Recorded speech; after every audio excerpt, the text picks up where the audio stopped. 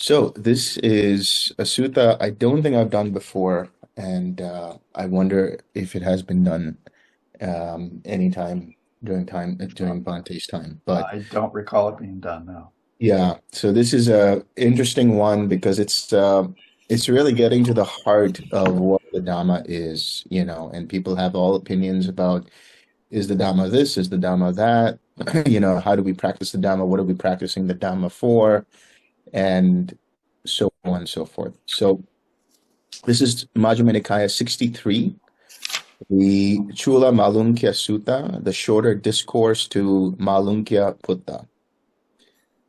Thus have I heard on one occasion the Blessed One was living at Savatthi in Jeta's Grove, Anathapindika's park.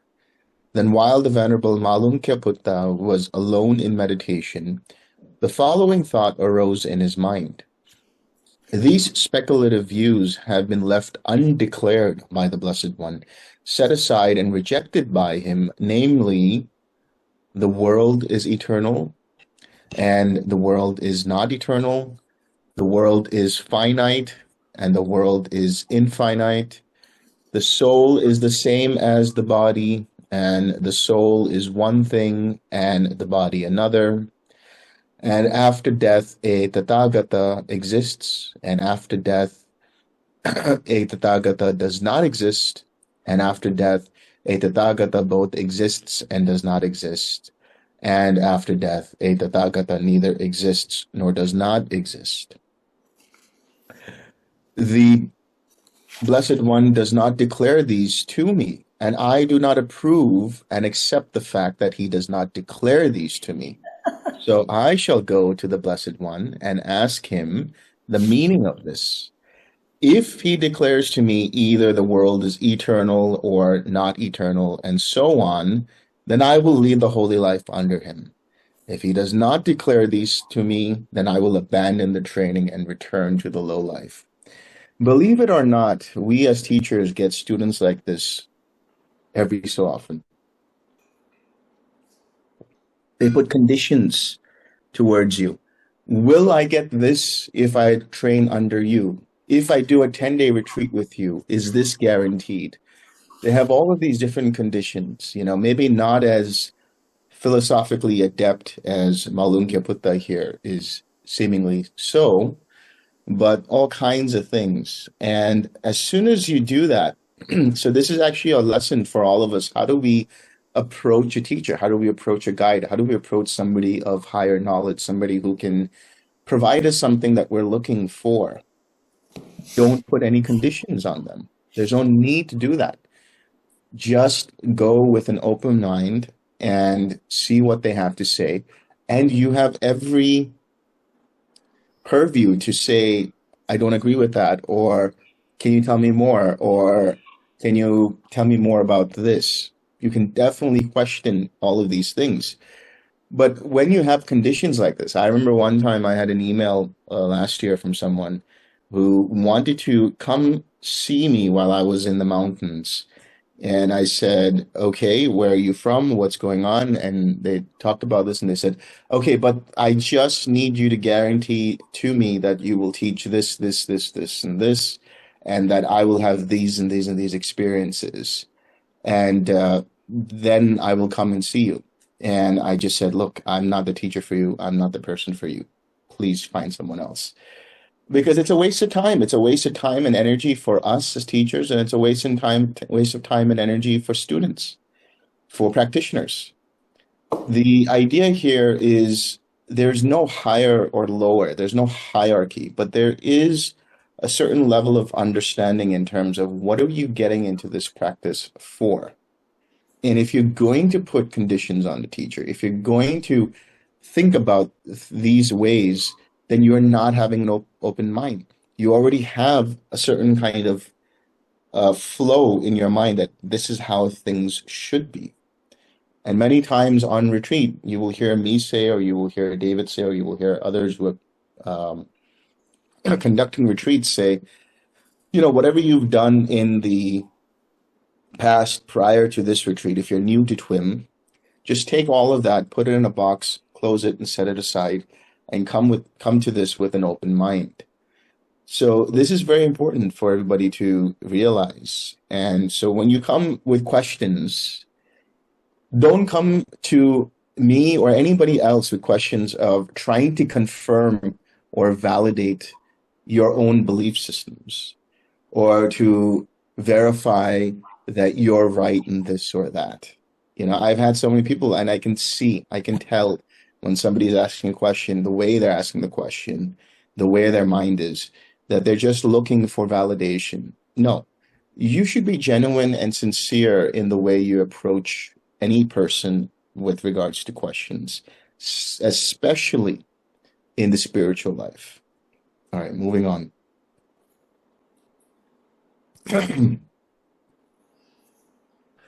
Then when it was evening, the Venerable Malankyaputta rose from meditation and went to the Blessed One.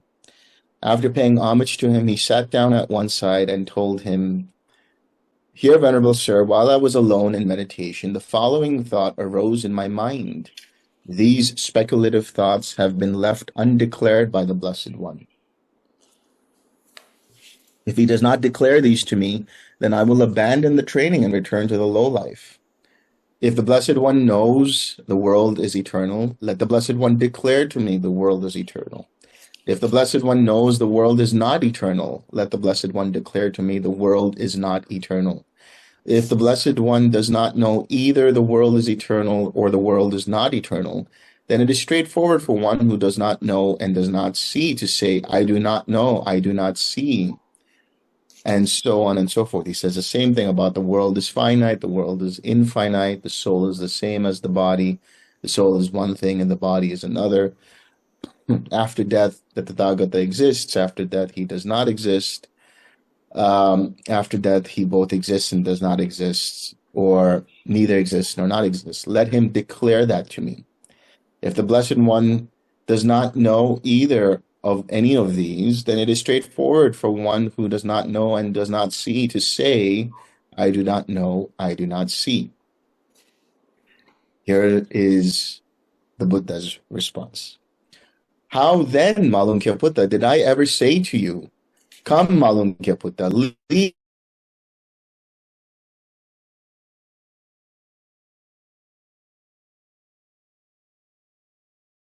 does not exist? No, Venerable Sir. Did you ever tell me I will lead the holy life under the Blessed One and the Blessed One will declare to me these things? No, Venerable Sir. That being so, misguided man, now you know that the Buddha is annoyed when he says misguided man. Who are you and what are you abandoning? Anyone should say thus, I will not lead the holy life under the Blessed One until the Blessed One declares to me any of these points, then that would still remain undeclared by the Tathagata. And meanwhile, that person would die. So what is he saying here? He's saying, I have never told you that I'm going to tell you the secrets of the universe, life and existence and all of it. Oftentimes people come to this Dhamma, to Buddhism, to this particular Dhamma in particular, with the idea that they will have some kind of insight or truth about the nature of existence, the nature of consciousness, the nature of the universe, the nature of time, and all of these things. But for what? This is all philosophy. And really, if you understood the Dhamma, you would know that the Dhamma is not philosophy. Philosophy is all about, is there a soul? Is there not a soul? Where does the soul reside? Is the universe eternal or not eternal? Is it finite or infinite? Right now, even in terms of science, as far as I'm aware of it, there are only theories about how the universe began with regards to what they call the Big Bang Theory. There are only theories about what will happen at the end of the universe. It'll be the big crunch or whatever it is, will all turn into soup. I don't know what it is, but they have all these theories about how things will be, but no real, let's say, conclusive facts. It's all theories based on certain evidence that they see. But in the larger scheme, in the grander scheme of everything with your life, what will change? if you knew that the world is eternal or the world is not eternal? What would change if you knew that the world is finite or not infinite? What would you know? What would you do if you knew? What would change if you knew that the world is one of millions of multiverses, or we are the only people or the only beings that exist on this planet, and therefore we are the only ones out there in the universe? How would it change things? There can be all this speculation about, well, it would change the nature of religion. It would change the nature of who we are placed in the universe. It would change the nature of, all of these things. Frankly and personally, I doubt that. Humans will remain humans. Humans will continue to be the barbarians that they are. Humans will continue to be the compassionate ones that they are. Humans will continue to do whatever it is that they're doing. Why? Because of their nature, because of dependent origination, because of the conditioning that is there. It's very interesting to speculate. Are there aliens out there? Are there not aliens out there? What happens after you die? I think the emphasis on trying to find out about life after death is misplaced, and it arises from a fear of not truly living. If you truly live in every moment and you truly see the reality of every moment, then it doesn't matter what happens after you die, because in that moment, you are totally content. In that moment, you're not harming yourself, you're not harming others. In that moment, you have total mindfulness, you have total presence of mind. This tetrad of a Tathagata exists after death, does not exist after death, both exists and doesn't exist after death, neither exists nor does not exist after death. It's just the mind playing tricks on us. We are just trying to figure out, is there any kind of security after this life?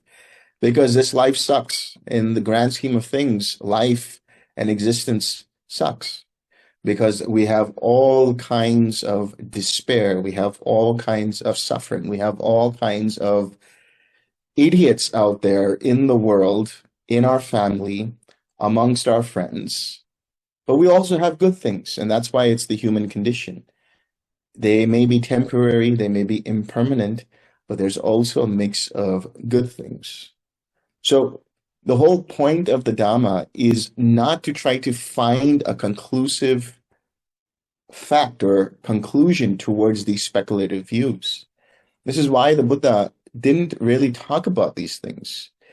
He gave that analogy. He's talked about, look at all these trees over here and look at these handful of leaves, that I have here. Which is the greater, the handful of leaves or the trees that you see behind me? And the monks say the trees. In the same way, I may know of all the knowledge that is there amongst those trees in terms of everything related to the universe and so on. But that is not helpful for the human condition. It's not going to change anything. If anything, the more knowledge we have, the more suffering we have. I mean, we are already living in such an interconnected world that we know what's going on. I'm here in Europe. I know what's going on in Africa. I know what's going on in the US. I know what's going on in Japan. I know what's going on in Australia. I don't know what's going on in Antarctica. That's because there's no news network that's functioning from Antarctica. But that's the whole point. We have so much news. We're inundated with so much information, so much data, that our minds, our brains, literally were not designed to have to know everything, everywhere, all at once. Our minds and our brains were designed to see what's happening here and now. There's so much peace in not knowing what the hell is going on halfway around the world. There are many times when I'm outside and somebody asks, did you hear about this? No, I didn't. I don't know what's going on. Did you hear about the economy? No, I don't know what's going on. Did you hear about this president or this leader or this, war or this conflict? No. You can call me uninformed and that's fine. I really don't care. But at least I have peace in my mind. At least I am content in what's going on in my everyday world. Nothing changes for me in my everyday world. And you can guilt trip me into thinking, well, if you don't know about these things, or if you do know about these things and you don't care about the war that's going on, you don't care about the famine that's happening here, or whatever's going on, okay, be my guest. That's fine. There's nothing I can physically do about what's happening halfway around the world. If anything, the best I can do is the news can be a source for me to practice my compassion, to practice my equanimity, to practice my joy when I see joyful news, which is seldom ever celebrated on any news network for that matter. Whether it's, and I've traveled, so it's not just US, it's not just Europe, it's India, it's Japan, everywhere. People love to hear bad news because they've been conditioned that way.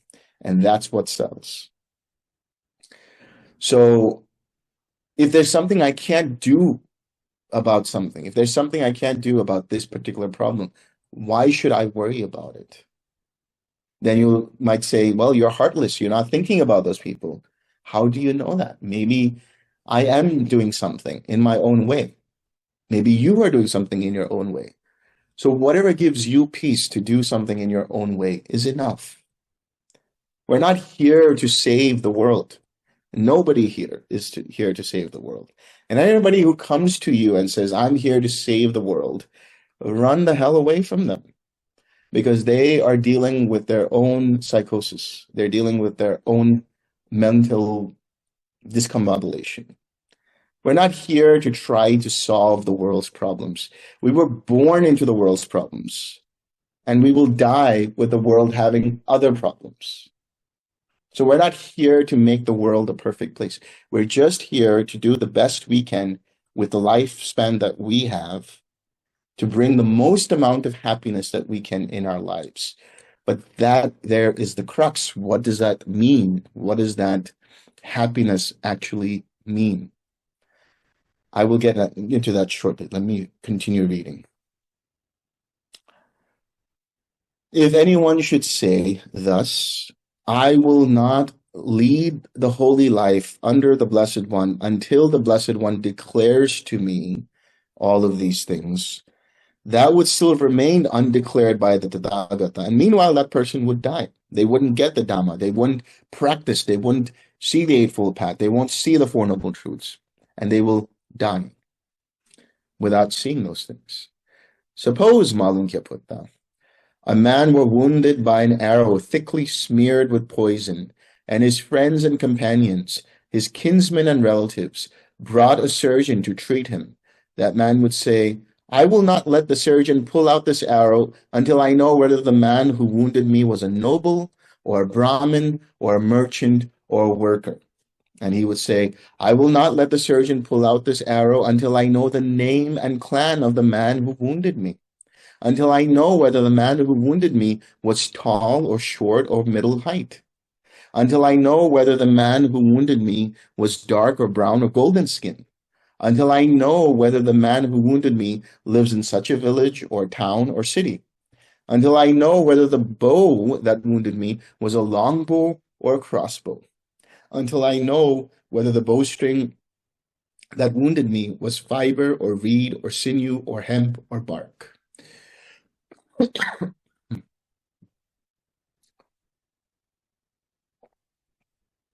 Until I know whether the shaft that wounded me was wild or cultivated. You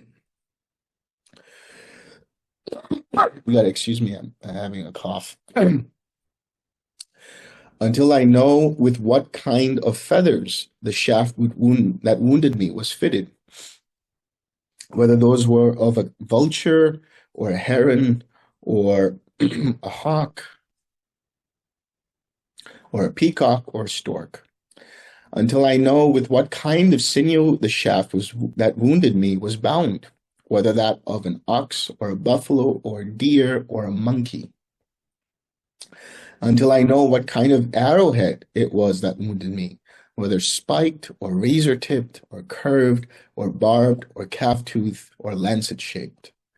All this would still not be known to that man, and meanwhile he would die.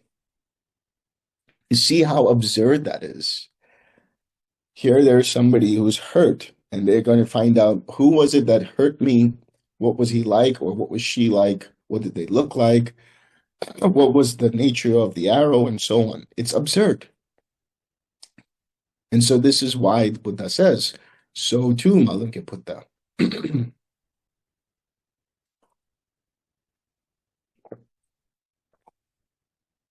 If anyone should say thus, I will not lead the holy life until the Blessed One, under the Blessed One, until the Blessed One declares to me these points, that would still remain undeclared by the Tathagata. And meanwhile, that person would die.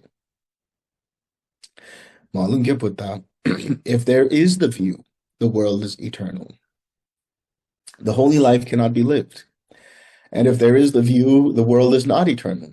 The holy life cannot be lived. Whether there is the view, the world is eternal, or the view, the world is not eternal, there is birth, there is aging, there is death, there are sorrow, lamentation, pain, grief, and despair, the destruction of which I prescribe here and now. So important to understand. I'm going to read that again. Malankyaputta, if there is the view, the world is eternal, the holy life cannot be lived. And if there is the view, the world is not eternal, the holy life cannot be lived. Whether there is the view the world is eternal, or the view the world is not eternal, there is birth, there is aging, there is death, there are sorrow, lamentation, pain, grief, and despair, the destruction of which I prescribe here and now. So what the Buddha is saying here is, if I try to find the view, if I have this view, or if I try to make up a theory, I try to conceptualize that this is how the world is, or this is how existence is, the holy life cannot be lived. What that means is I'm not actually practicing the Dhamma. Once I go into the territory of speculating about things, then I'm going into the territory of what the Buddha would say. Somebody would question, was I, will I be, am I, and so on and so forth. These different speculative views are not in the Dhamma. The Dhamma doesn't care about any of that. What does the Dhamma care about? He says, whether there is this view or that view, there's still birth, there's still aging, there's still death, there's still sorrow, lamentation, pain, grief, and despair, the destruction of which is also possible, which I prescribe here and now. So the Buddha is saying, let go of those views and come to what is reality, what is facing you right here, right now. In this moment, you are aging. In this moment, your cells are decaying. In this moment, there is birth and death of countless beings, not only on this planet, let's say. In this moment, there are people weeping. There's destruction. There's death. There's sorrow, lamentation, grief. There's anxiety. There's all kinds of things related with the mind and the heart, which I say are one thing, the heart mind. But there's also a way out of it. And this is why the Dhamma is not philosophy. It is practice. Practice. We continue to practice. And what do we practice? We practice the Eightfold Path. Because the Eightfold Path is the way leading to the destruction of suffering. Leading to the end of suffering. And so the Buddha says, if there is the view, the world is finite, the world is infinite, the soul is the same as the body, the soul is one thing, and the body another. After death, the Tathata exists, does not exist, and so on and so forth. The holy life cannot be lived. If there is a view that he both exists and does not exist, or that he neither exists or does not exist, the holy life cannot be lived. Whether there is any of these views, the world is finite or infinite, there is a soul, or the soul is the same as the body, it's one thing and the body is another, the tetrads about the Tathagata, all of these different views, whether those views are there or not, whether we want to speculate on them or not, there is this fact.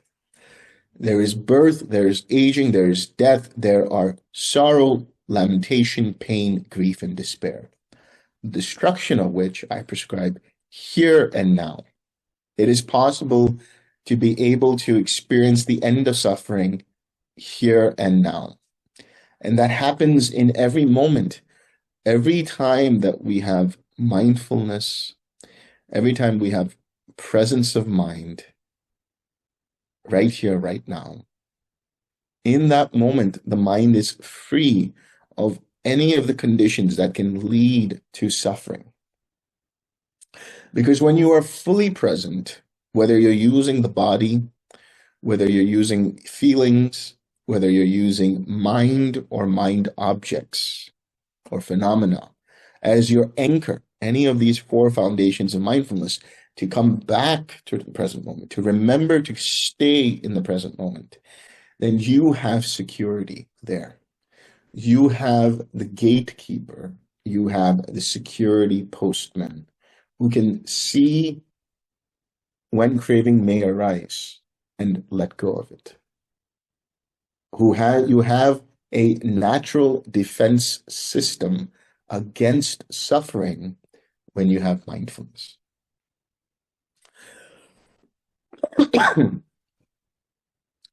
Therefore, Malankaputta, remember what I have left undeclared as undeclared, and remember what I have declared as declared. And what have I left undeclared? The world is eternal. The world is not eternal. The world is finite. The world is infinite. The soul is the same as the body. The soul is one thing and the body another. After death, the Tathagata exists, does not exist, both exists and does not exist. Neither exists nor does not exist. I have left all these undeclared. Why have I left that undeclared? Because it is unbeneficial. It's unnecessary. It does not belong to the fundamentals of the holy life. It does not lead to disenchantment, to dispassion, to cessation, to peace, to direct knowledge, to enlightenment, to Nibbana. That is why I have left it undeclared, plain and simple. Makes a lot of sense to me. And what have I declared? This is suffering, I have declared. This is the origin of suffering, I have declared. This is the cessation of suffering, I have declared.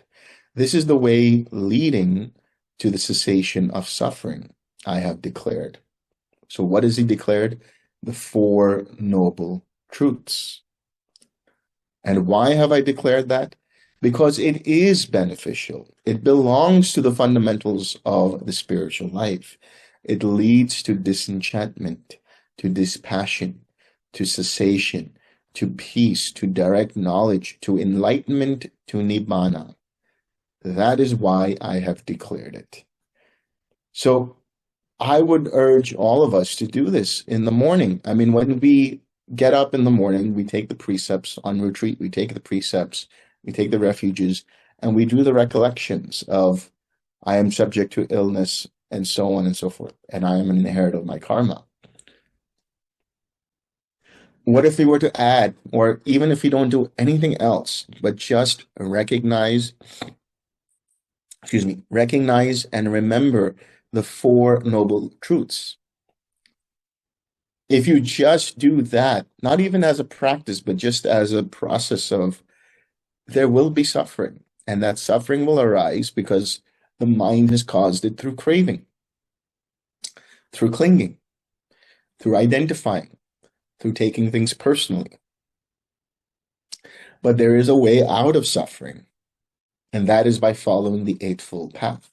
And so we make a determination to the best of our ability, just for today, that we will acknowledge these Four Noble Truths. We will not set ourselves up for suffering, but we will condition our mind in such a way that when suffering arises, we will see, what is the origin of this? Am I taking something personally here? Am I clinging to something here? Am I identifying with something here? Am I getting caught up in the vortex of habitual patterns, habitual tendencies that creates some kind of sense of self that causes me to act in this way? And when I can see that and I relax, in that moment, I experience cessation of suffering. In that moment, I experience the sky-like mind that is clear and unclouded, free of any barriers. That is mundane Nibbana.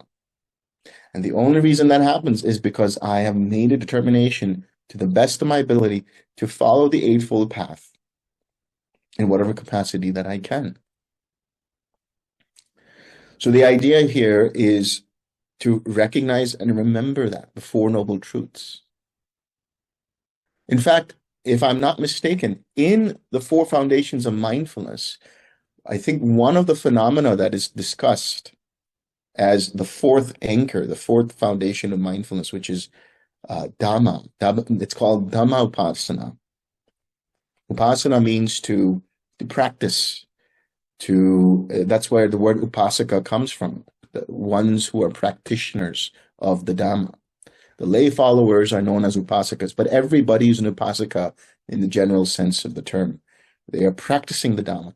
And the practice here is a practice of Dhamma Upasana. And specifically, which Dhamma, which phenomena? The Four Noble Truths. So if I make a determination to see that to the best of my abilities, it sets me up for letting go easier. It sets me up for recognizing easier. It sets me up for experiencing Nirodha here and now easier.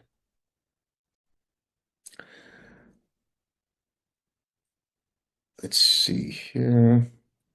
Therefore, Malankyaputta, remember what I have left undeclared as declared. Undeclared as undeclared. And remember what I have declared as declared. That is what the Blessed One said. The Venerable Malankyaputta was satisfied and delighted in the Blessed One's words. Okay. Any questions?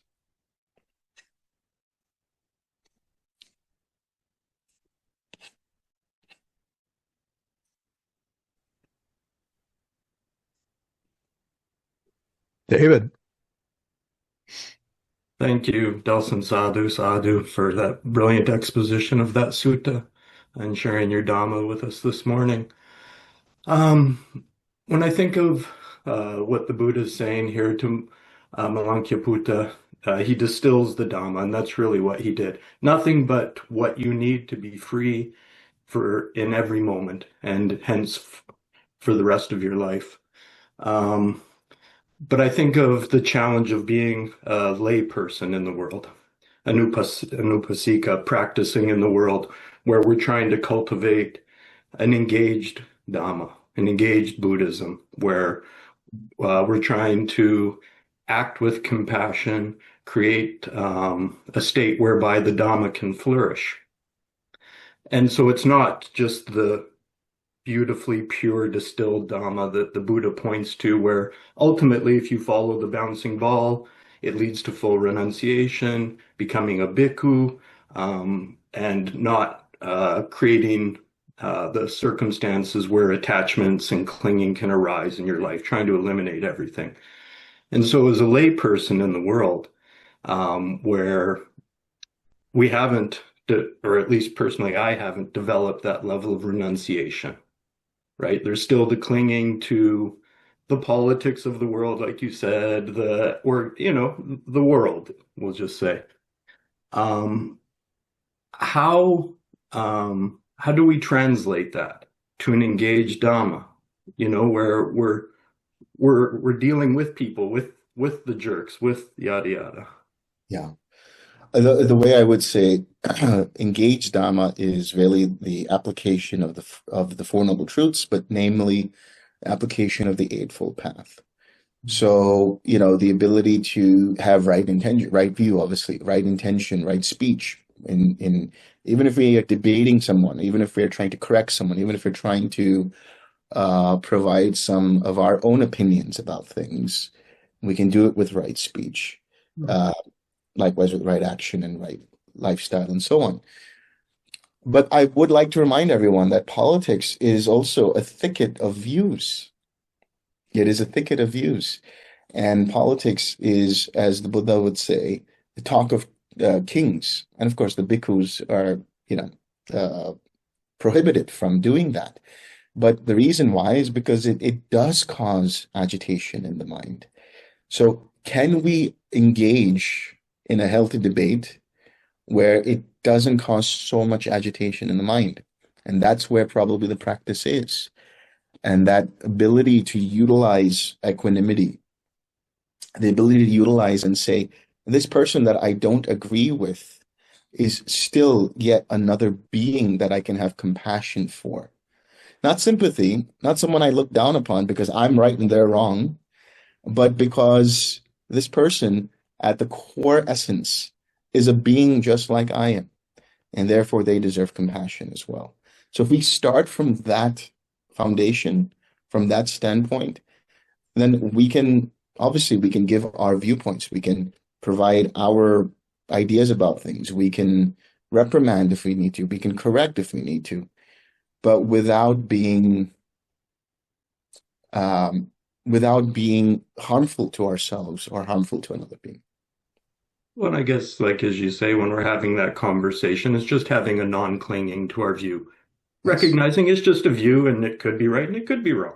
Right, But exactly. But the challenge I see somewhat is, I think of, to paraphrase Socrates, because this past week was the anniversary of Aristotle's passing, so he was kind of in my thoughts.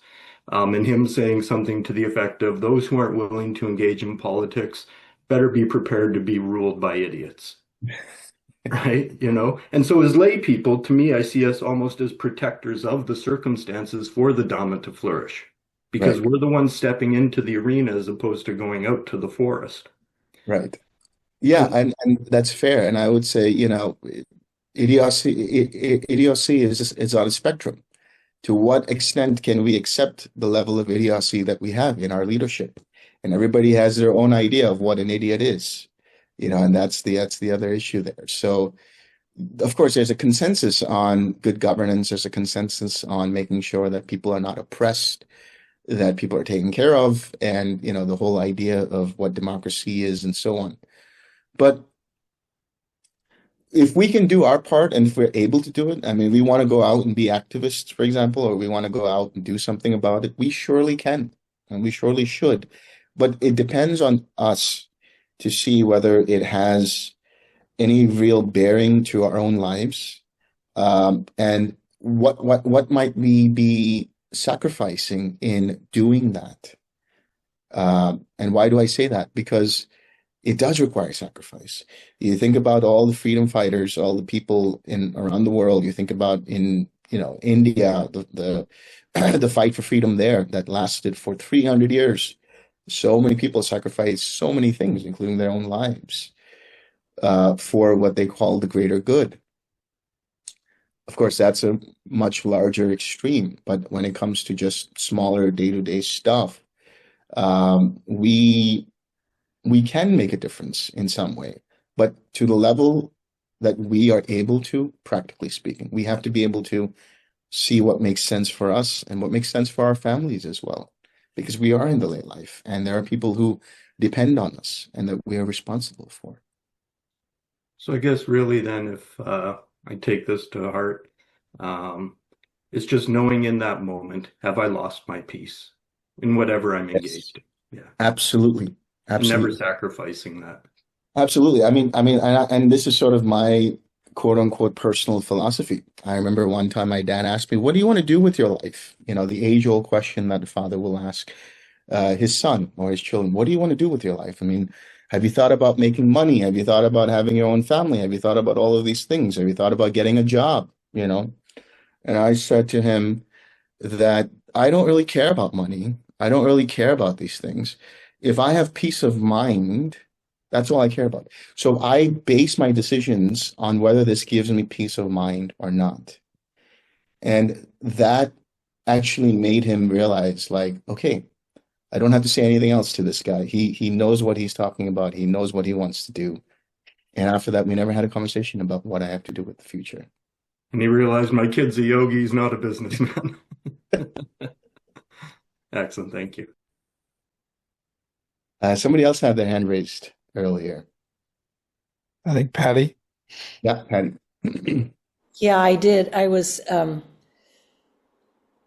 trying to consolidate this into the whole sutta is about what the Buddha said in the last few verses, which is, I teach suffering and the end of suffering.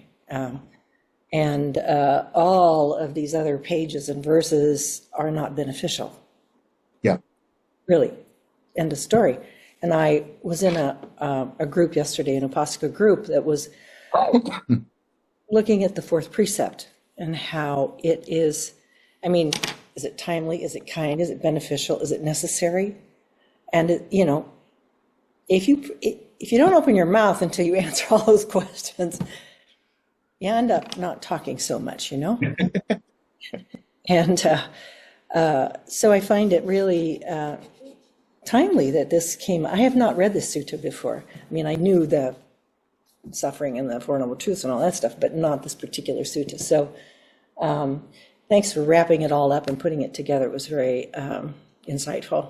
And especially consolidating, because we get lost in the weeds. Even in the suttas, we get lost in the weeds. I remember one time, I think I was listening to, I think it was Ajahn Jeff Tanisaro saying, somebody said, well, why didn't the Buddha answer those questions? And because he just wouldn't even talk about them. He wouldn't even say, I'm not going to answer it. He just, Yeah. There's nothing to say, because the worldling wouldn't understand, right? Yeah. Yeah, exactly. Thank you.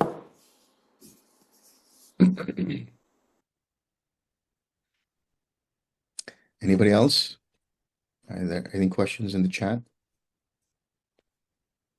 Nope, not really. David? Sorry and let me know if I'm taking up too much time, but Delson, when I have a chance to chat with you, it's like the highlight of my week to sit with our Dhamma group here and talk about things that matter.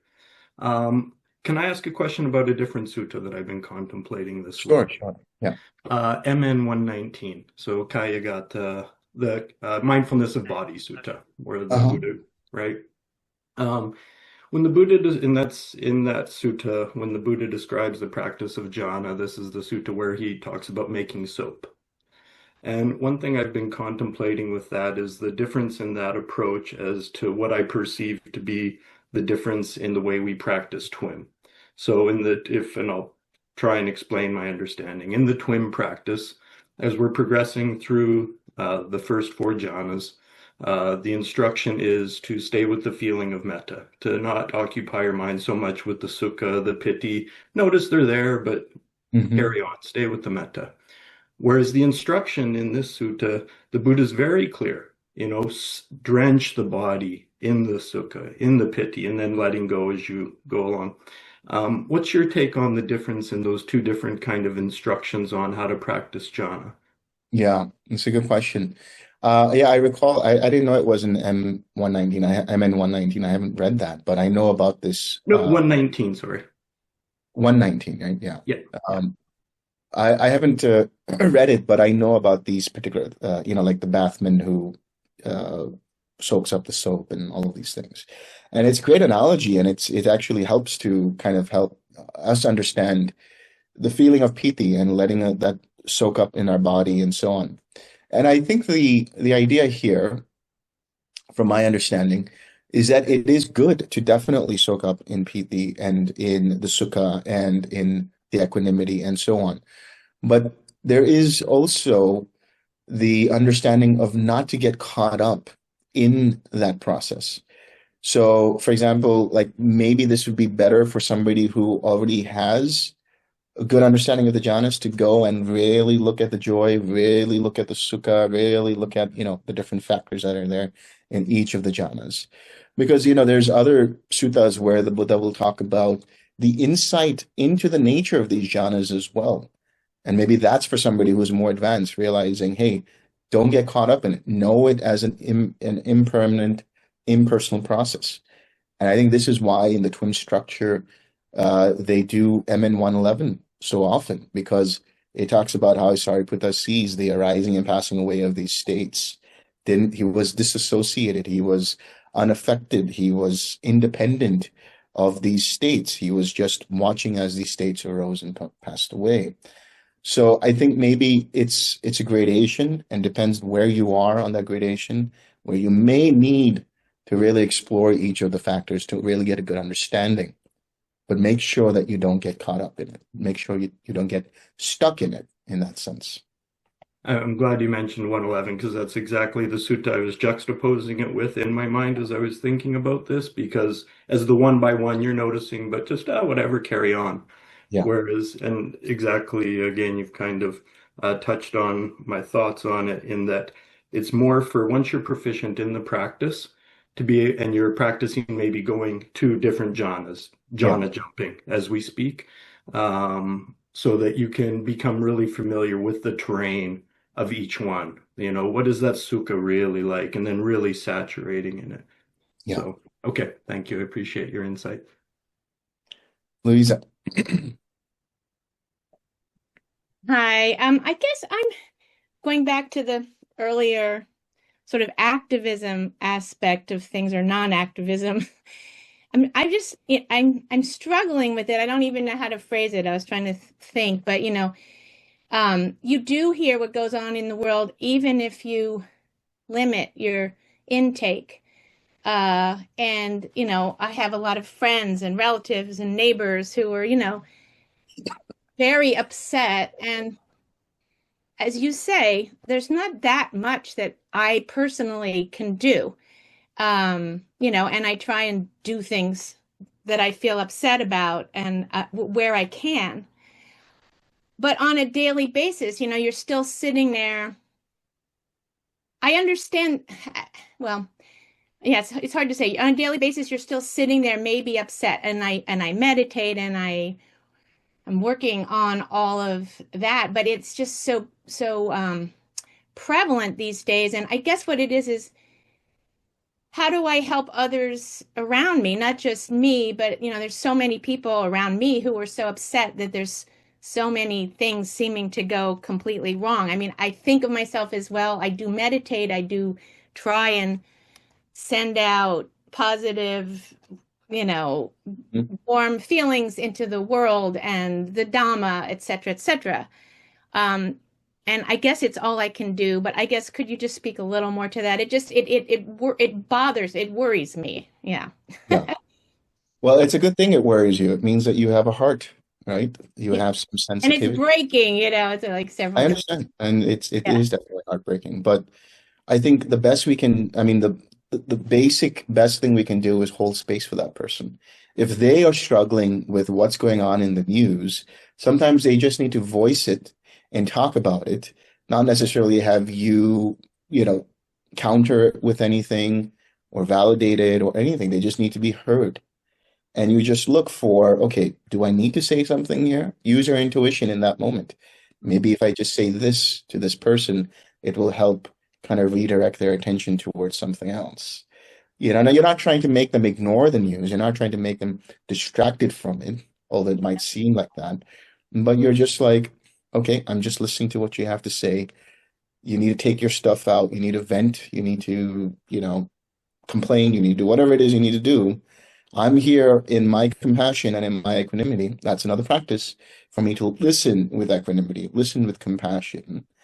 And then if they're looking for something in that moment, if you sense that, see if you can redirect the conversation. See if you can say like, oh yeah, but have you heard about this as well? Maybe, I heard about so-and-so, related to this or related to that. And that way the conversation starts to steer away. And the less attention we give on the things that make us suffer, the less we suffer.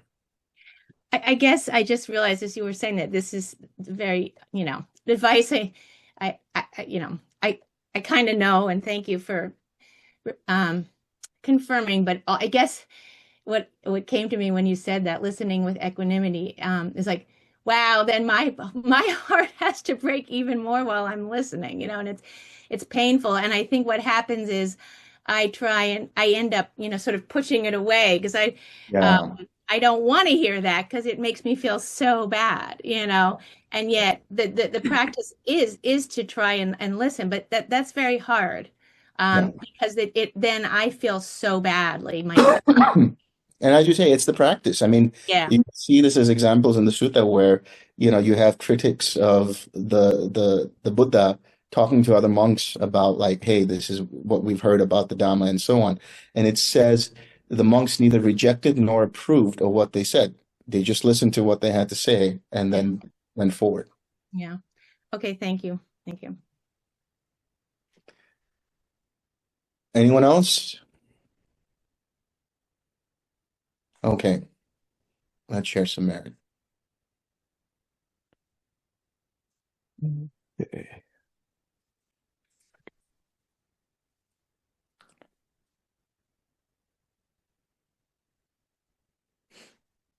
Let me get to the right. Here we are.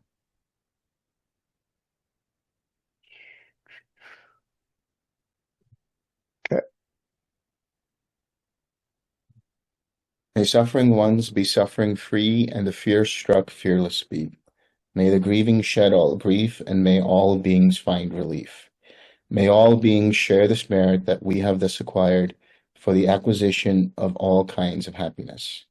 May beings inhabiting space and earth, devas and nagas of mighty power, share this merit of ours. May they long protect the Buddha's dispensation. Sadhu, sadhu, sadhu.